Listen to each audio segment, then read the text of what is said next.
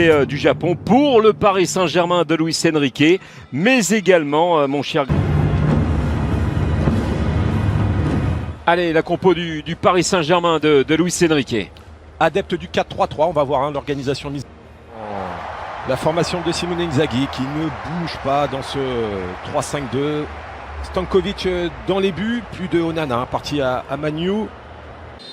Allez, coup d'envoi de ce Paris Saint-Germain Inter au Japan National Stadium au Japon, la tournée japonaise. Inzaghi, et ça a largement marché. Et il a été sortir ce ballon, Stankovic. Solaire, Ugarte, c'est bien vu ça, il va falloir tenter en retrait, le poteau, extraordinaire jeu et mou. On voit ce ballon d'Ugarte par-dessus, c'est très bien fait.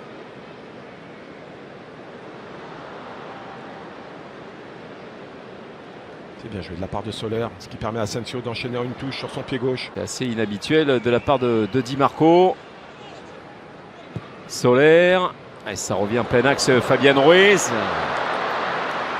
Sur sa première touche, voilà, cet enchaînement-là, ça reste collé sous la semelle. S'il arrive à l'amener directement, il aurait gagné du temps face à Calhanoglu. Travail de la part de Solaire. Devant Achraf, Hakimi, Di Marco, Lautaro Martinez. Lautaro, il va vouloir frapper de loin, elle est légèrement déviée cette balle. Sans problème pour Donnarumma, alors que Barella l'a réclamé dans les pieds. Mais il a tenté, Lautaro. Une énorme séquence des deux côtés. L'action des Parisiens. Et d'un seul coup, on apprend que, voilà, bon, il y a la Juve qui est dessus. Mais moi, je mets toujours un petit bémol parce que... Et à la patte gauche de Di Marco, mais il s'efface avec Hakan Calhanoglu. C'était cadré, mais c'est quand même directement sur Gigio Donnarumma. Il n'est plus d'utilité.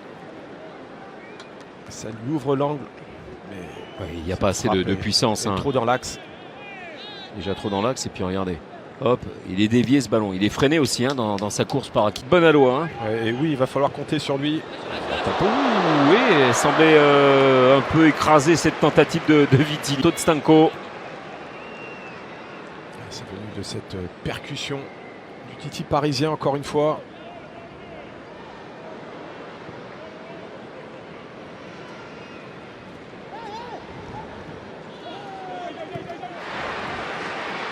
Oui, c'est là où il va falloir pour Paris. Bien vu la récupération avec Vitinha. But! Magnifique tentative de la part du Portugais Vitinha. Et voilà le Paris Saint-Germain qui...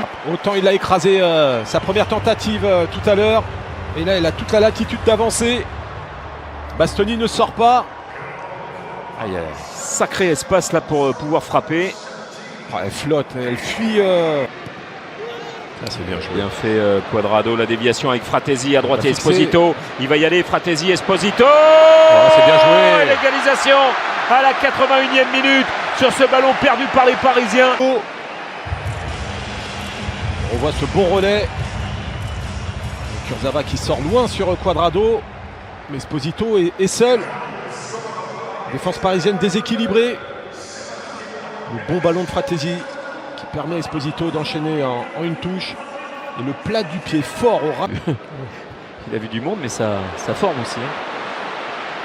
Correa, Fratesi, Esposito. Et derrière, ça fait 2-1 avec ce ballon qui arrive dans cette égalisation. On voit ce mouvement.